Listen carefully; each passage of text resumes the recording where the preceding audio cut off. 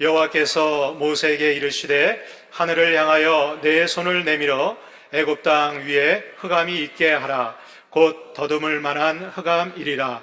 모세가 하늘을 향하여 손을 내밀매 캄캄한 흑암이 3일 동안 애굽 온 땅에 있어서 그동안은 사람들이 서로 볼 수 없으며 자기 처소에서 일어나는 자가 없으되 온 이스라엘 자손들이 거주하는 곳에는 빛이 있었더라. 아멘. 오늘도 하나님의 크신 축복과 은혜가 저와 여러분들에게 함께하기를 주님의 이름으로 축복합니다. 감회가 새롭습니다. 네. 오늘 말씀은 우리가 잘 알다시피 하나님께서 이스라엘 백성들을 애굽에서 무려 430년 동안 노예 생활하던 이스라엘 백성들을 이제 출애굽해서 하나님의 백성으로 만들어가기 위해서 10가지 재앙을 이제 이 애굽 땅에 쏟아붓게 됩니다. 오늘 재앙은 몇 번째 재앙일까요?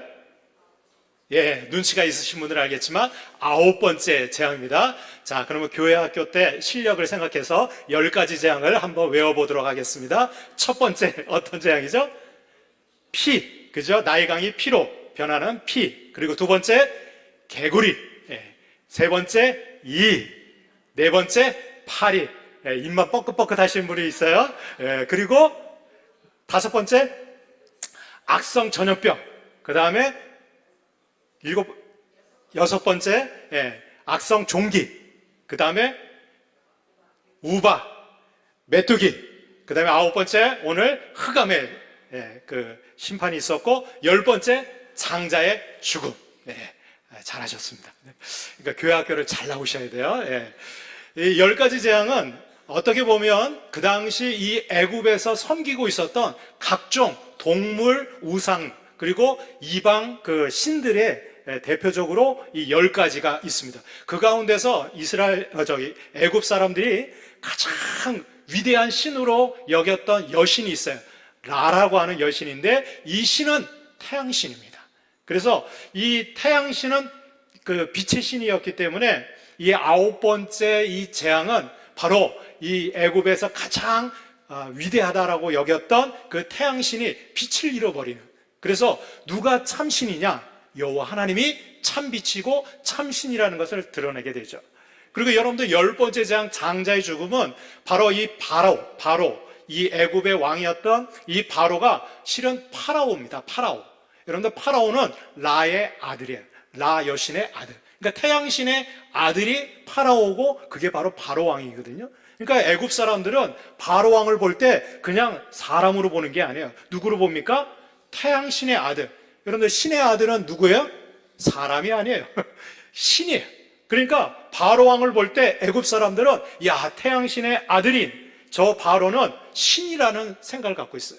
그래서 여러분들 이 애굽 사람들은 그 당시 이 바로의 통치를 받을 때 이 태양신의 통치를 받고 있다. 그래서 우리의 모든 삶의 주관자는 라 여신이라고 생각했거든요. 그런데 이 10가지 재앙을 통해서 하나님께서는 아니다. 너희들이 섬기고 있는 이 애굽 지역에서 섬기고 있었던 이 모든 이방 신들은 헛된 신이라는 거예요. 죽은 신이라는 거예요. 참 살아있는 신은 누구다? 오직 여호와 하나님이시라는 거예요. 그래서 오늘 9번째 이 재앙이 임할 때 이 애굽 땅 전역에는 흑암이 임해요. 그런데 여러분들 놀라운 사실은 이 이스라엘 자손이 거하는 곳, 그곳에는 뭐가 있었다? 빛이 있었다는 거예요. 그래서 제가 보니까 원문에 보니까 이 이스라엘 자손이 거하는 곳, 이게 베이트라고 하는 단어인데 이거 집이라는 뜻이에요. 그러니까 여러분들 이스라엘 가정, 이스라엘 집에는 하나님께서 어떻게 해요? 빛을 비춰주신다는 거예요. 여러분 우리가 이 어둡고 흑암 같은 이 세상에 살아가는 동안에도 하나님께서는 하나님의 백성들의 가정에는 빛을 비춰주시는 줄로 믿습니다. 그런데 여러분들 이 빛이 그냥 태양빛 정도가 아니에요. 여러분들 오해하지 말아야 되는데 흑암이 임했다고 하니까 그냥 계기 일식으로 인해서 그냥 태양빛이 가려졌다 이 정도가 아니에요. 오늘 본문에 보면 흑암이 임했는데 어떤 흑암이냐? 더듬을 만한 흑암이에요. 이게 여러분들이 더듬는다는 게 뭔지 아시죠? 이거는요 완전히 칠흑 같은 그 흑암이 임했기 때문에 빛이 전혀 존재하지 않는, 가려지는 게 아니라 완전히 빛이 없어지는 그런 흑암이었다는 거예요. 그러니까 여러분들 이 단어가 언제 쓰였는지 아세요? 창세기 1장에 보면 하나님이 천지창조하기 전에 세상은 어떻게 해요? 공허하고 흑암 가운데 있어요. 흑암. 깜깜한데. 그때 하나님이 뭐라고 첫 번째로 말씀하십니까? 빛이 있으라. 그러니까 여러분들 이 빛은요, 그냥 태양빛이 아니에요. 여러분들 태양하고 해, 달, 별, 이게 언제 만들어져요? 넷째 날 만들어요. 넷째 날. 그러니까 해, 달, 별, 이 발광체가 만들어지기 전에 하나님이 창조하셨던 것이 빛이거든요. 그러니까 이 빛은요, 그냥 발광체에 의해서 비춰지는 빛이 아니라 어떤 빛이냐?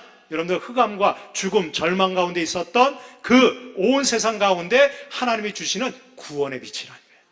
여러분들 이 빛이 오늘도 저와 여러분들에게 비춰질 수 있기를 주님의 이름으로 축원합니다. 그런데 오늘 본문에 보니까 이 하나님께서 정말 흑암 속에서도 빛나는 가정을 만들기 위해서 빛을 비춰주시는 그런 대상들이 있다는 거예요. 어떤 가정에 하나님이 빛을 비춰주시느냐? 그 첫 번째가 바로 하늘을 향해서 기도하는 가정에 하나님이 빛을 비춰주시는 줄 믿습니다. 여러분, 우리 21절 말씀을 우리 같이 한번 읽겠습니다. 시작. 여호와께서 모세에게 이르시되 하늘을 향하여 내 손을 내밀어 애굽 땅 위에 흑암이 있게 하라. 곧 더듬을 만한 흑암이리라. 아멘. 여러분들, 하나님께서 모세를 통해서 제일 먼저 명령하신 게 뭐냐? 너는 하늘을 향해서 뭐를 내밀어라? 손을 내밀어라. 손을. 여러분들, 이 유대인들, 이스라엘 백성들이 기도하는 방식이 여러 가지가 있거든요. 뭐 골방에 들어가서 기도할 수도 있고 은밀한 곳에 무릎 꿇고 기도할 수도 있는데, 오늘 본문에 보면 어떻게 해요? 하늘을 향해서 손을 내밀라는 거예요. 여러분들, 이 기도는 선포 기도예요. 선포 기도. 온 세상이 다 알도록 선포하고 기도하라는 거예요. 근데 여러분들 아세요? 우리가 하늘을 향해서, 여러분, 하늘은 하나님이 계신 곳인 줄 믿습니다. 하늘에 계신 우리 아버지요. 우리가 그렇게 고백하잖아요. 여러분, 하나님은 하늘에 계세요. 그래서 하늘에 계신 하나님을 향해서 우리가 선포하고 기도하면 어떤 역사가 일어나느냐? 여러분들, 하나님을 대적했던 대적들에게는 흑암과 같은 심판의 역사가 나타나게 되는 줄 믿습니다. 그래서 여러분들, 애굽 땅에는 하나님을 대적하고 우상 숭배하고 그리고 바로를 섬겼던 애굽 땅에는 칠흑 같은 흑암이 임하는 거예요. 여러분들, 이 흑암이 임하니까 얼마나 두려운지 아세요? 여러분들, 이스라엘 백성들이 있었던 곳엔 빛이 비쳤지만 이 애굽 땅에는 흑암이 비추는데 얼마나 강력한 흑암이 있느냐? 사람이 더듬어야 돼. 여러분들, 애굽 사람들이 흑암이 임했을 때 어떤 일을 했을까요? 상상해 보세요. 제일 먼저 횃불을 켰겠죠. 뭐 그때 당시 뭐 촛불은 없을 테니까 횃불을 켜던가 뭘 켰을 거야. 불을 밝게 하려고 켰을 거야. 근데 여러분들, 놀라운 사실은 불을 켜도요, 여러분들, 이 불이 보여지지가 않는 거예요. 흑암이 그 불을 삼켜버리는 거예요. 여러분들, 얼마나 두려운지 이해 가세요? 아무리 불을 켜도 불빛이 나오지 않는 거예요. 이 흑암이 강력한, 그러니까 여러분들, 하나님의 심판은요, 인간의 어떤 노력으로도 피할 수 없어요. 하나님이 한번 심판하시고 흑암을 내리시면요, 그 어떤 빛도, 세상에 어떤 드러나는 것도 다 어떻게 해요? 거기에 심판 안에 파묻히게 되는 거예요. 그러니까 이 사람들이요, 애굽 사람들이 3일 동안, 하루도 아니고 3일 동안 어떻게 해요? 자기 침실에서 일어나지를 못하는 거예요. 나오지를 못하는 거예요. 왜? 사람도 볼 수 없을 정도 되고, 그리고 여러분, 3일 동안 보이지도 않으니까 먹기를 했겠어요? 아무것도 못하는 거예요. 계속 굶으면서 그냥 두려움과 공포 속에 갇혀있는 거예요. 여러분들, 우리가 하늘을 향해서 기도할 때 하나님께서는 우리의 대적자들에게 이런 심판의 능력과 그러한 역사를 허락해 주시는 줄로 믿습니다.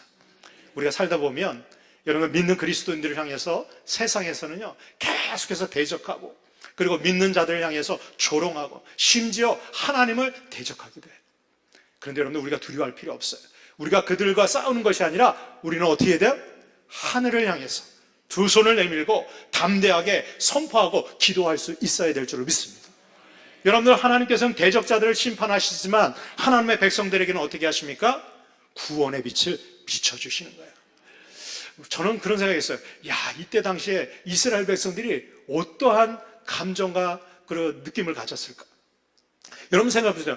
이스라엘 백성들이 거주했던 땅은 고센이라고 하는 지역이었거든요. 나일강 하류에 있는 그 삼각주 지역에 있는 아주 비옥한 땅이었어요. 거기에 이스라엘 백성들이 모여 살았어요. 여러분들, 요셉 때 이스라엘 백성들이 거주할 때는요, 굉장히 풍요로운 땅이었어요. 그런데 나중에 400년 이상의 세월이 흐르고 나서 이스라엘 백성들은 뭐가 됐어요? 노예가 된 거예요. 비참한 인생을 사는 거예요. 거기서 노역하는 거예요. 예? 비돈과 라암셋이라고 하는 국고성을 지으면서 끊임없는 핍박과 고난 가운데 있었던 것이 바로 이스라엘 백성이에요.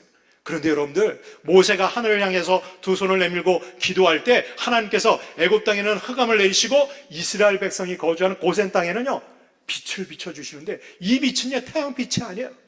하늘에서 어떻게 해요? 하나님께서 천지 창조할 때 처음 만들었던 그 구원의 빛이 여러분들 어디에만?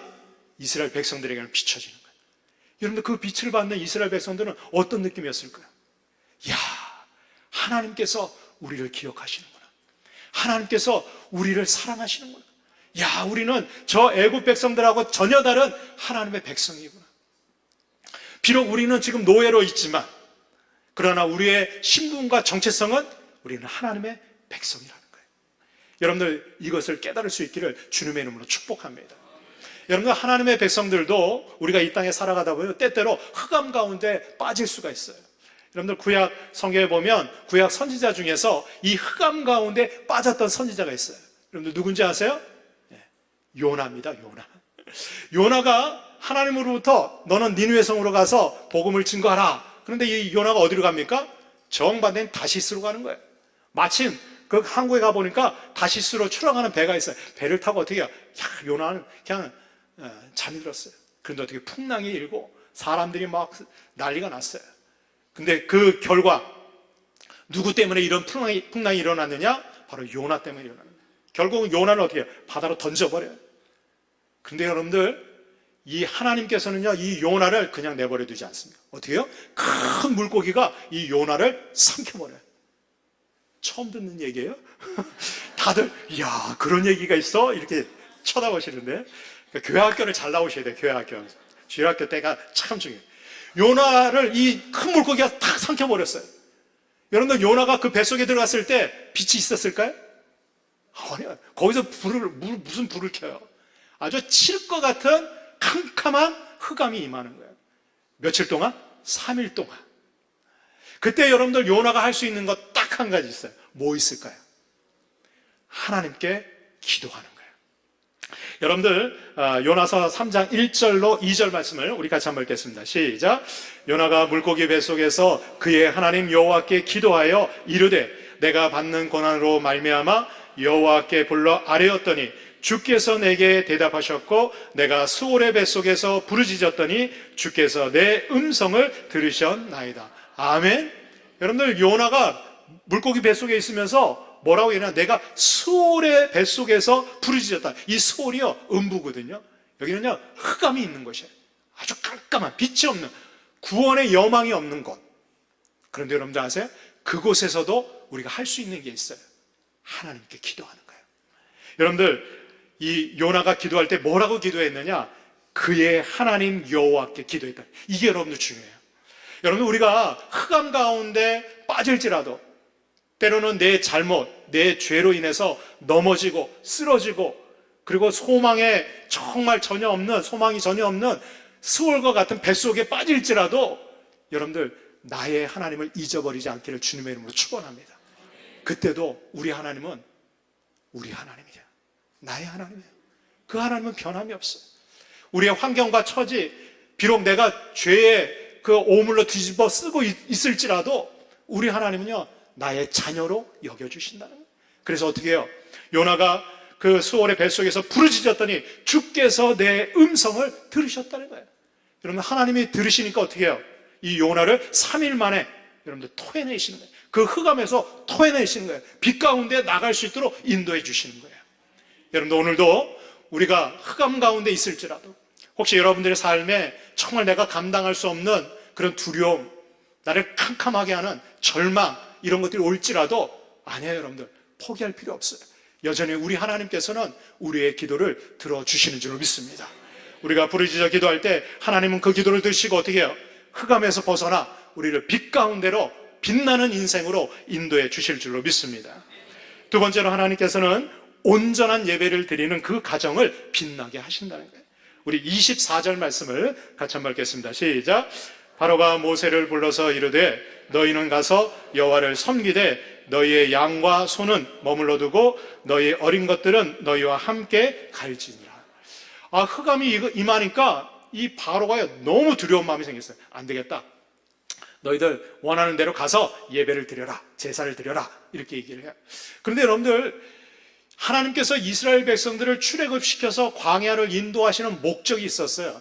여러분들, 모세가 바로 앞에 가가지고 우리는 이제 이 애굽 땅을 떠나서 3일 길 광야로 들어가서 거기서 하나님을 제사 드리기 원하니까 우리를 보내달라고 요청해요. 그러니까 여러분들, 출애굽의 목적은 뭐냐? 하나님께서 이스라엘 백성들을 선택한 목적이 뭐냐? 그것은 바로 이스라엘 백성들을 하나님만 섬기는 예배 공동체로 만들기 위함이었다는 거예요. 여러분들, 하나님께서 왜 저와 여러분들 구원해 주셨어요? 왜 저와 여러분들 하나님 자녀 삼아 주셨어요? 우리를 이 땅에 사는 동안 어떻게 해요? 하나님만 예배하는 예배 공동체로 만들기 위해서 우리를 부르신 줄 믿습니다. 그래서 여러분들, 교회를 에클레시아라고 그러거든요. 이 에클레시아는 뭐냐? 세상으로부터 불러내서 다시 구별해서 만든 모임, 그 공동체가, 이 예배 공동체가 교회라는 거예요. 그러니까 여러분들, 하나님은요, 우리를 교회 공동체로 만들기 위해서, 예배 공동체로 만들기 위해서 세상에서 택해서 불러내신 거예요. 그래서 이스라엘 백성들도 모세가 바로에게 우리는 하나님만 예배하는 예배 공동체가 되기 위해서 어떻게 해요? 광야길로 나가야 되겠다는 거예요. 그랬더니요, 바로가 처음에는 보내주지 않아요.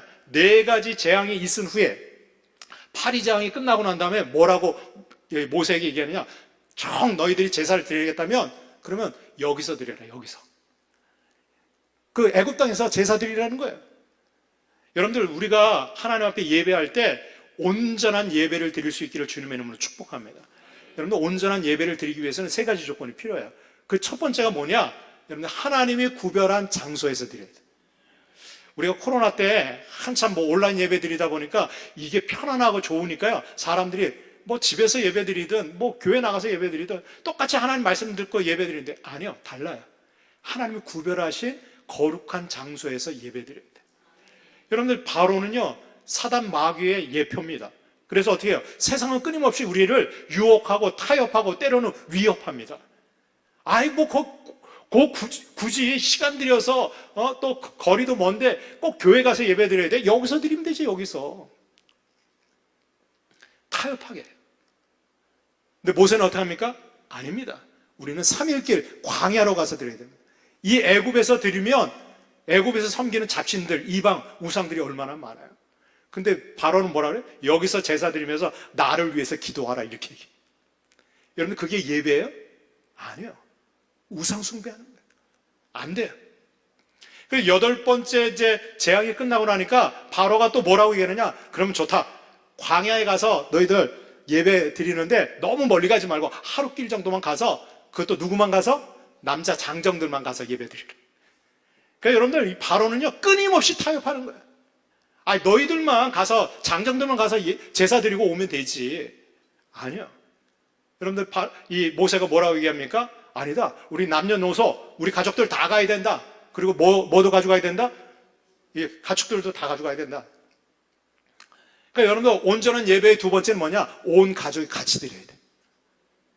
저와 여러분들의 모든 가정에 우리 가족 구성원들이 다 온전한 예배자가 될 수 있기를 주님의 이름으로 축복합니다. 그러니까 여러분들, 나만 신앙생활 잘한다고 되는 게 아니에요. 여러분들, 믿음은 전수가 돼요.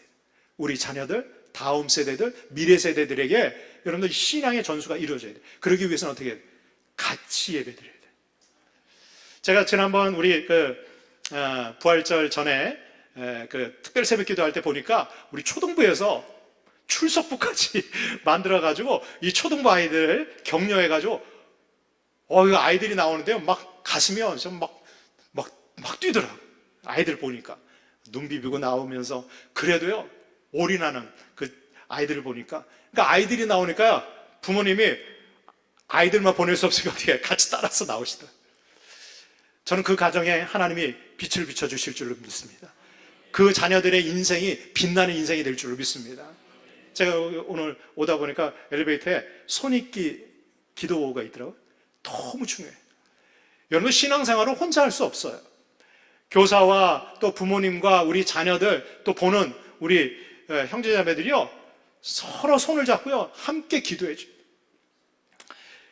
여러분들, 우리가 믿음의 공동체에 온전히 그 신앙의 공동체로 온전한 예배자가 될 때 하나님께서는 어떻게 해요? 그 공동체를 절대로 잊지 않으세요.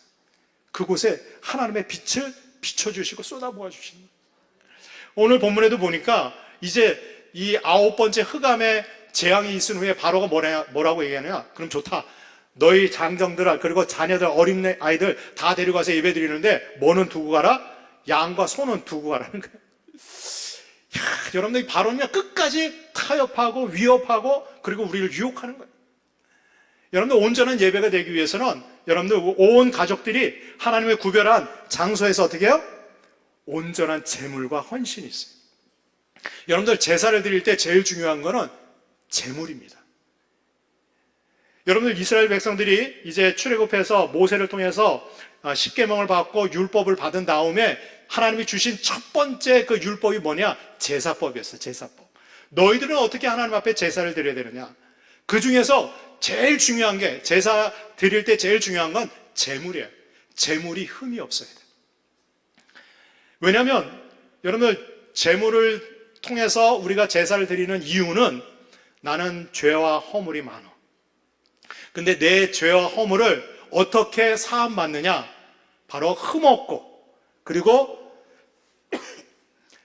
전혀 구별된 아주 정결한 제물을 드릴 때 어떻게 해요? 이 제사를 드리는 이 제주가 그 제물에다가 안수하면 어떻게 해요? 내 죄가 그 흠없는 제물의 전가가 되는 거예요. 그래서 그 제물을 잡아서 죽이면 어떻게 해요? 저의 죄가 사함받는 거예요. 그럴 때 여러분들 이 제물을 죽일 때 제사장은 그리고 그 제물을 받으시는 하나님은 여러분들 죄 지은 저를 볼까요? 아니면 흠없는 그 제물을 볼까요? 어려워요? 하나님은요 흠없는 제물을 보세요. 죄가 있는 저를 보는 게 아니라 제물이 흠이 없으면 어떻게 해요? 거기에 전가된 죄를 다 사해 주시고 어떻게 해요? 죄가 여전히 있었던 죄를 지은 저를 어떻게 해요? 흠 없다고 죄 없다고 우리를 여겨주시는 거예요. 여러분들 이 제물이 바로 예수 그리스도세요. 그래서 여러분들 우리가 온전한 예배자가 되기 위해서는요 내 허물과 죄를 보는 것이 아니라 흠없는 어린 양으로 나를 위해서 대속해서 죽으신 예수님을 우리가 바라보는 거예요. 그래서 여러분들 온전한 예배를 드리기 위해서는요 이 제물 대신 그리스도를 우리가 어떻게 해요? 오늘도 의지하고 나가는 거예요. 그러면 하나님께서는 오늘도 저와 여러분들의 모든 허물과 죄를 사해 주시고 그리고 우리를 깨끗하게 그리고 우리의 죄를 기억지도 아니하시고 우리를 빛나는 인생으로 인도해 주시는 줄로 믿습니다. 신명기 6장 6절로 7절 말씀을 우리 같이 한번 읽겠습니다. 시작. 오늘 내가 내게 명하는 이 말씀을 너는 마음에 새기고 내 자녀에게 부지런히 가르치며 집에 앉았을 때이든지 길을 갈 때이든지 누워 있을 때이든지 일어날 때이든지 이 말씀을 강론할 것이며. 여러분 오늘 이 예배 자리에 있는 저와 여러분들에게 하나님이 주시는 말씀이에요. 여러분들 이 신명기 6장은 이스라엘 백성들에게 있어서는 교육 헌장과 같은 쉐마의 말씀이에요. 이스라엘이여 들으라. 너희들이 꼭 들어야 될 거 있다. 무슨 말씀이냐? 너희 자녀들에게 하나님의 말씀을 가르치는데 어떻게 가르쳐야 되느냐? 먼저 이 말씀을 너희의 마음에 새기려는 거예요. 그리고 어떻게 해요? 내 자녀에게 부지런히 가르치는데 집에 앉았을 때든지 길에 갈 때든지. 이건 언제? 어디서든 집 안에서든 집 밖에서든 그리고 누워있을 때든지 일어날 때든지. 이건 뭐예요? 언제든지 잠을 잘 때든지 깨어서 활동할 때든지. 그러니까 여러분들은 언제 어디서든 우리 자녀들에게 부지런히 하나님의 말씀을 가르쳐야 돼요. 그래야지 우리 자녀들에게 신앙이 전수될 뿐 아니라 어떻게 해요? 우리 가정이 온전한 예배자의 가정이 된다는 거예요. 여러분 하나님은 오늘도 이러한 가정을 향해서 온전한 예배를 드리는 이 가정을 향해서 하나님이 빛을 비춰 주시는 줄 믿습니다. 그래서 제가 오늘 저녁에 우리 자녀들 데리고 온 가정들을 봤어요. 아까 어떤 그 아이가 와서 기도해달라고 제가 기도해 줬는데 여러분 그렇습니다.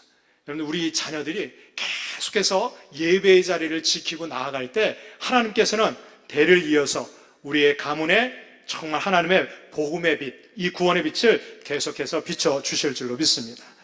마지막 세 번째로 하나님께서는 하나님만 바라보는 가정을 빛나게 하신다는 거예요. 우리 28절, 29절 말씀을 같이 한번 읽겠습니다. 시작. 바로가 모세에게 이르되 너는 나를 떠나가고 스스로 삼가 다시 내 얼굴을 보지 말라. 내가 내 얼굴을 보는 날에는 죽으리라. 모세가 이르되 당신이 말씀하신 대로 내가 다시는 당신의 얼굴을 보지 아니하리이다. 아멘. 여러분들, 이거는 아주 무시무시한 위협입니다. 바로가 모세에게 얘기하는 거예요.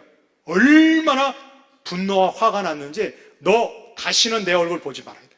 너 내 얼굴 보는 날은 어떻게 해요? 내가 너 가만 안 둬도 너 죽여버릴 거야. 이렇게 얘기하는 거예요. 여러분들, 세상의 권력들은요, 끊임없이 우리 믿는 사람들을 위협합니다.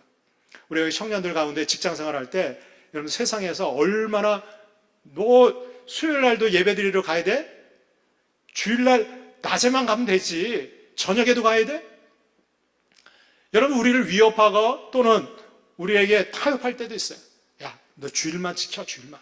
무슨 새벽길까지 하냐. 여러분, 이건 사단 마귀의 속삭임이에요. 여러분, 그 바로가 왜 이런 위협을 했느냐? 너희들 지금 애굽에서 노예 생활하고 있는데 나를 떠나서 너희들 가면, 여러분들 이 광야로 들어가면요 먹을 게 없어요. 살 집도 없고 살 수 있는 상황과 여건이 전혀 없어요. 바로는 생각하는 거예요.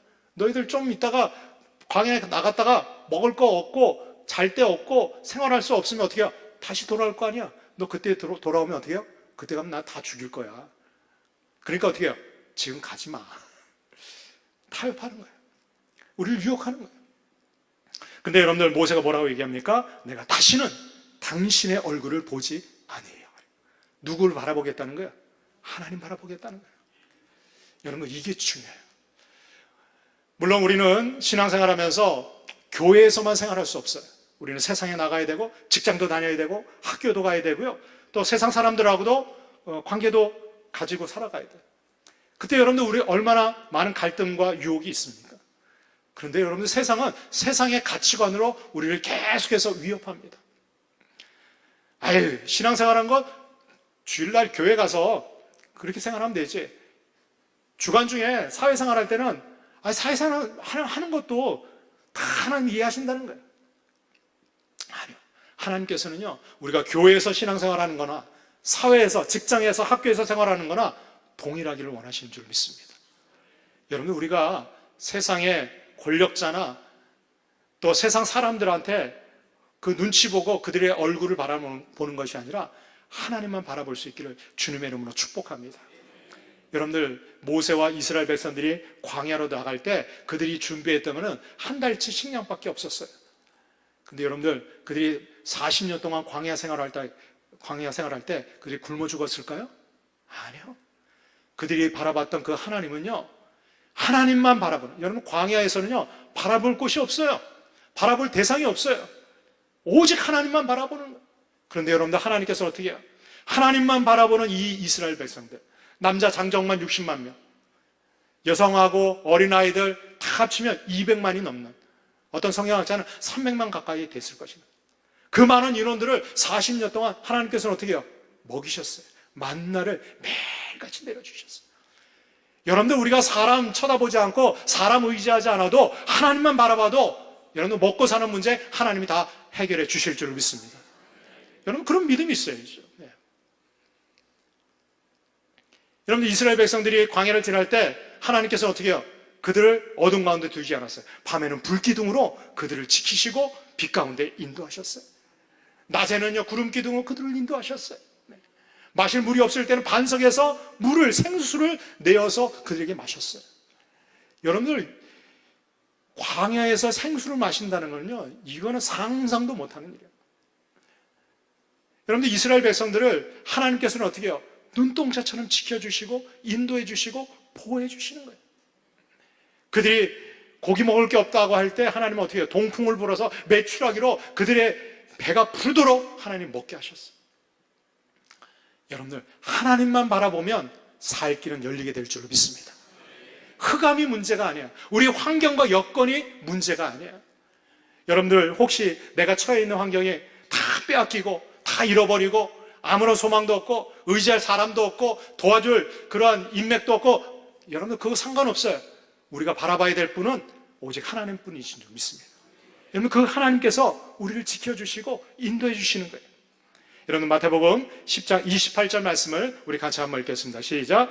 몸은 죽여도 영혼은 능히 죽이지 못하는 자들을 두려워하지 말고 오직 몸과 영혼을 능히 지옥에 멸하실 수 있는 이를 두려워하라. 아멘. 여러분들, 세상에 아무리 권력자라고 할지라도, 그리고 우리 주변에 있는 어떠한 사람도 여러분들 우리의 영혼을 죽일 수 없어요. 우리의 영혼을 심판하고 판단할 수 없어요. 여러분, 우리 인생이 아무리 길고 뭐 세상에서 성공하고 잘 먹고 잘 살고 뭐 사람한테 뭐 해서 잘 된다고 할지라도 여러분, 길어야 100년 아니겠어요? 그건 영원이라고 하는 시간에 비하면 점에 불과해요. 그런데 우리 하나님, 우리가 바라보는 하나님은 어떤 분이세요? 우리의 영혼을 심판하시고 영혼을 결정하시고 우리를 위해서 영원한 천국을 예비하고 계신 그 하나님. 여러분, 그 하나님을 바라보고 살아갈 때 여러분, 하나님께서는 저 하늘나라 천국의 삶뿐만 아니라 이 땅에서도 저와 여러분들의 삶을 빛나는 인생으로 인도해 주실 줄로 믿습니다. 그런 은혜가 있기를 주님의 이름으로 축원합니다. 기도하겠습니다.